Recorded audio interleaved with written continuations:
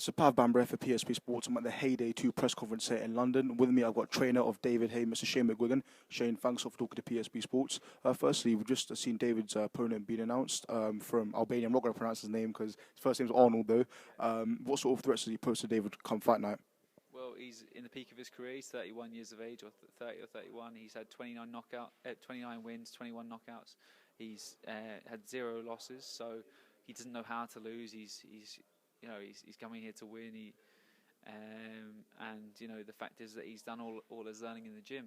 He's from Kosovo, or he's Albanian,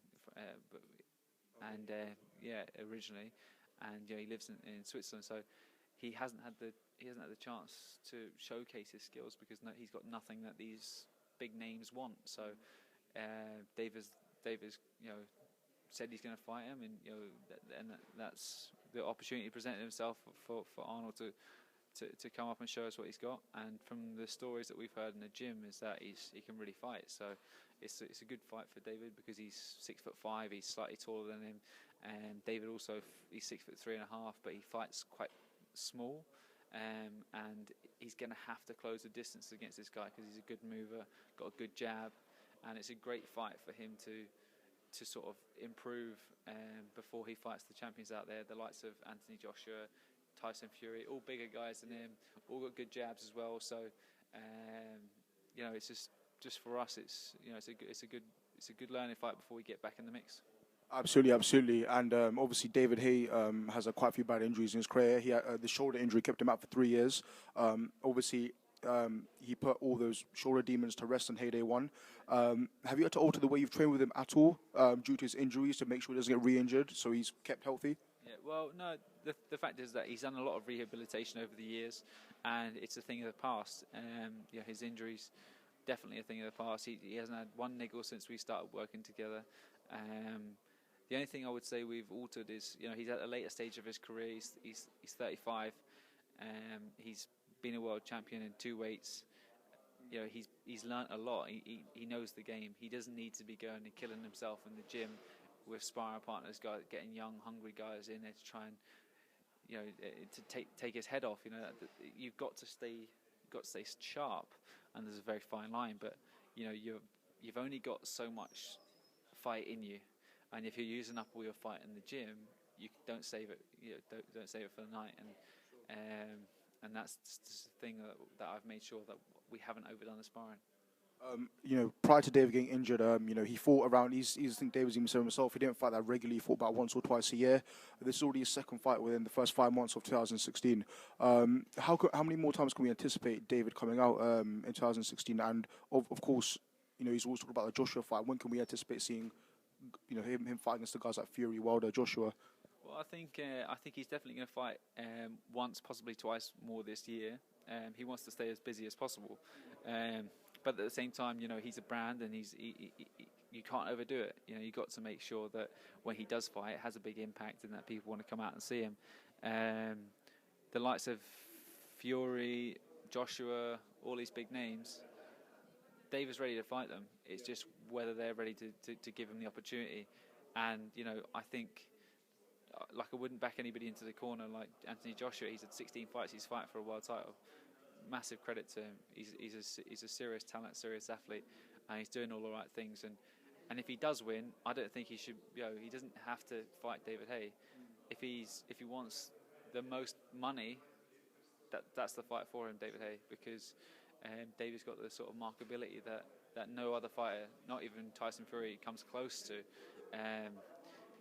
David is the name, and although he doesn't have a belt, he's still the name. So Tyson Fury, I don't think he'll fight David anytime soon, because understandably as well, he's had it. David, they both had their opportunities to fight, but it was God up there saying let's not fight. It's not right. But maybe if it presents itself again, David would definitely take it. It's just whether Tyson Fury would. And obviously, the WBC is being fought for on the same night. Wilder-Povetkin. I think Povetkin's going to say it. I think Povetkin's going to beat him. I think he can chin him. But at the same time, it's kill or be killed. Who's going to land first? So the boxing experts will go with Wilder, and rightfully so, because he shoots sharp shots in from distance. But I like the look of Povetkin. He tucks his head and he throws with people. And if Wilder's going to chuck that big right hand over the top, he can meet him with one and put him to sleep. But once again, the heavyweight division is backfiring again. You got Lucas Browne that's just been done for Clenbuterol. Sorry, if you don't mind me asking, I did some research on Clenbuterol. It's a weight cutting drug, and obviously Maria Sharapova got done for meldonium as well. And there's always things about drugs being proven as PEDs and how they actually affect the body scientifically. Do you think Lucas Browne can overturn what's happened? I mean, obviously it's a positive test, but do you think he can, come clean essentially and say that he didn't mean to take it or it was an accident or something like that? It's a hard one because it's still a performance-enhancing drug, and when you got a guy like Lucas Browne who lost, I don't know, I think he lost about 3 stone for that fight. If he'd have been 3 stone heavier, he'd got beaten. In my honest opinion, he got up on his toes and he moved around for 10 rounds before he stopped him. If he was 3 stone heavier, he'd have been way more tired moving around. Maybe that was part of the plan, to get light and to move around and box. And he walked onto a great shot in about the 5th or 6th round or whatever it was, and he recovered. You don't know what the body would have done if he hadn't have been in that physical state. And that is done through a performance-enhancing drug. So I can't really say that it wouldn't have had a performance effect on him, because it did.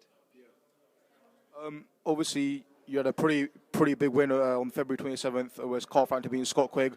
Eagerly anticipated fight, but obviously when it actually happened, Frampton ran away with the fight quite comfortably. 2 things. Firstly, with Carl Frampton, is he going to make that step up to featherweight and fight Leo Santa Cruz? Because that was the main talk after the fight. And obviously you got your other fighters as well. George Groves fighting David Brophy next week. How are both those fighters doing, Shane? They're doing great. I'll start with Carl. Carl's, he's currently at this time. We're still in talks. Nothing's signed and done yet. Santa Cruz. With Santa Cruz, but the fact is, there's definitely talks there. He's got his mandatory in Shingo Wake as well as Rigondeaux. Don't know currently what's going on with Rigondeaux, seeing as his visa issue after the Jazza Dickens fight and fell through. So it's constantly changing and turning. You've got Nonito Donaire as well, the WBO champion. That would be a great fight. You've got Hugo Ruiz as well. That's all down at super bantamweight. But there's some really exciting fights up there, like the Leo Santa Cruz fight for Carl. So currently he's enjoying his victory though, and he did what he had to do against Scott Quigg. Scott Quigg was the one saying, "I'm going to knock you out, Carl. I'm going to knock you out within 6 rounds. I'm going to knock you out to the head or to the body, whichever one presents itself." The fact is that Carl handled the fight pretty easy, and he didn't shout and scream. He says, "I'm going to beat you." That's all he ever said. Was, "I'm just going to beat you." But Quigg was the one saying, "I was going to knock you out," and take the fight to him. And the fact is that he froze. If he had took it to him, he'd have got knocked out.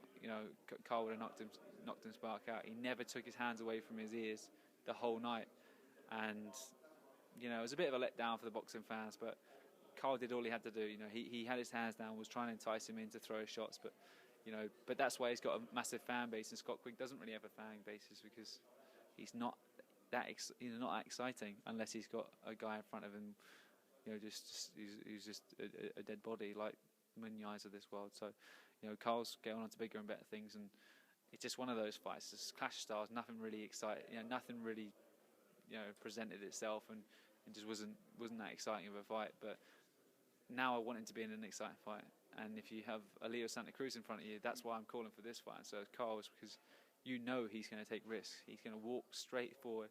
He's going to throw hundreds of punches around, and he's going to try and beat Carl with volume of punches, which makes it extremely exciting. So he'll take the risks, and this will be the fight that the Scott Quigg fight wasn't. We just have to get it over the line, and if it doesn't happen, we've got so many other options out there. Going on to George Groves, he's looking great. We've got about 10 days now. Really excited about George, because I think a lot of people have written him off. Since he came back and he had that Rabras fight, and everyone says, "Oh, he never looked the same." But it's just one of those things. It's just he looks great, and he's gonna shock a lot of people, and I believe he can beat them all. Can I give you? I'm gonna go off the fence here slightly. Can I say something? Slightly off the fence. Okay, right. With Groves, right? He is a top fighter, to be fair, right? And I rate him a lot. Do you feel like in the second half of fights he could improve though? Slightly in the second half, yeah, because in the first 6 he usually does really well. To be fair, he does really well over 12 rounds. I mean, in the first 6 against De Gea and Froch, he boxed their head off. When he fought Froch the first time, the first 6 rounds, he absolutely took it to Froch. First 6 against Bradley Jack, even though he got dropped, he still did very, very well, very well. Even De Gea, he essentially won that fight by going on the front foot first. Obviously, he got hurt badly in the second half of the fight by Froch, and De Gea kind of pegged it back on points in the second half of the fight as well. That's what I'm saying. Just generally, do you think maybe second half of the fights he could improve and get better in the championship rounds? Sorry, it's about my opinion. That's your opinion. You know, the fact is that, you know, a lot of factors happen with that sort of thing. You know, with De Gea, you say he faded in the second half of the fight. He won the fight, you know, and with Badou Jack, he lost on a split decision on a Mayweather card, and he was a Mayweather promoted boxer. Yeah. He's, you know, you say he faded. Possibly. Only slightly.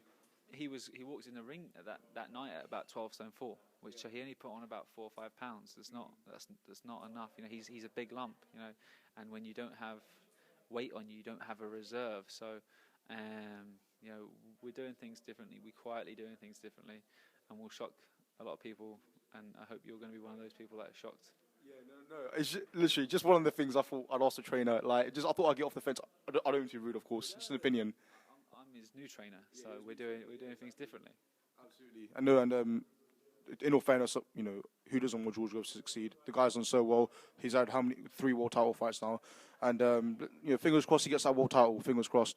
So yeah, just had to get off the fence there a bit slightly. But Shane McGuigan, thanks for talking to PSP Sports, and hopefully we can catch up with you again soon. Next week, hopefully, for Groves Brophy. You can ask him yourself. See his response. I'm not asking, yeah. All right, mate. Thanks a lot. Thanks.